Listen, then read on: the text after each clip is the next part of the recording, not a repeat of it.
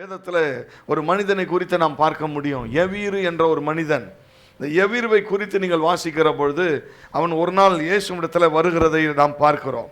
இயேசுவிடத்தில் வந்து பாதத்தில் விழுந்து அவன் அவரிடத்தில் வேண்டிக் கொள்ளுகிறான். என்ன சொல்லி வேண்டுறாங்க?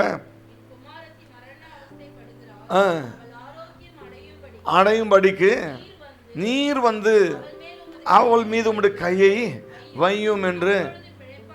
எஸ், ஆமென். விசுவாசம் பேசுகிறத கவனிங்க. விசுவாசம் என்ன சொல்லுது? இது வெறும் ஜெபம் இல்லை.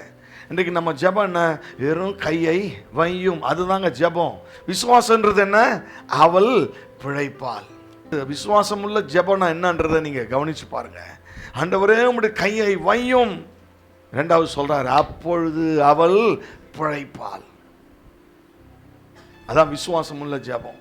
சந்தேகமுள்ள ஜெபம் அந்த விசுவாசத்தினுடைய முடிவை வெளிப்படுத்தாது.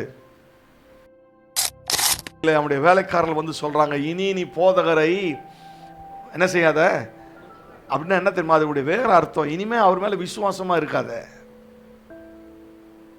இனிமேல் நீ அவர் மேல் நம்பிக்கை வைக்கிறதுக்கு வாய்ப்பே இல்லை. ஏன்னா உன்னுடைய குமாரத்தி நீ எதை நீ இயேசு மேல் நம்பிக்கை வைத்தாயோ, எதற்காக நீ விசுவாசமான பிழைப்பால் என்று நீ சொல்லி ஜெபித்தாயோ, அந்த ஜெபத்திற்கு பதில் இனி இல்லை. ஏன்னா அவள் என்ன செஞ்சிட்டா?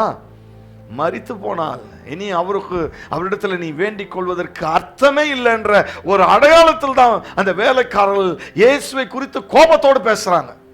நண்பான தேவ பிள்ளையே, இந்த அருமையான காலை வேளையில உன்னையும் இயேசுவோடு இருக்கிற அந்த உறவையும் கெடுக்கிற சில வேலைக்காரர்களை போல இந்த உலகத்து சூழ்நிலைகள் உனக்கும் ஏற்படலாம். இன்றைக்கு கர்த்தர் ஒரு தீர்வை உனக்கு உண்டாக்குறதுக்கு சொல்றாரு. நீ விசுவாசமாய் நீ ஜெபித்தால், சந்தேகமும் குழப்பத்தோட பயத்தோட நீ ஜெபிக்கிற ஜெபத்திற்கு நிச்சயம் தேவனிடத்திலிருந்து பதிலை நீ பெற முடியாது. தேவன் என்ன எதிர்பார்க்கிறார்? கடுகளவு விசுவாசம். உன் இருதயத்தில் விசுவாசத்தோடு ஜெபிக்கிற ஜெபம். அந்த இடத்துல வேலைக்காரல் வந்து இயேசுவிடத்தில் எவரை பிரிக்கிற அதே நேரத்தில் இந்த செடி கொடியை பிடிக்கிறது. என்ன சொல்றது? பயப்படாது.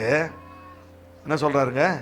விசுவாசம் உள்ளவனாயிரு, தளர்ந்து போகாத. இன்றைக்கு ஆண்டவர் உன்னையும் உன் கரத்தையும் பிடிக்கிறார். அது வரைக்கும் எவீரு அவருடைய கரத்தை பிடிச்சிட்டு அவருக்கு அட்ரஸ் காட்டுறதுக்கு தான் வீட்டுக்கு கொண்டு போறான். இப்பொழுது இயேசு எவீரின் கையை பிடித்தார். கரங்களை உயர்த்தி அல்லேலூயா.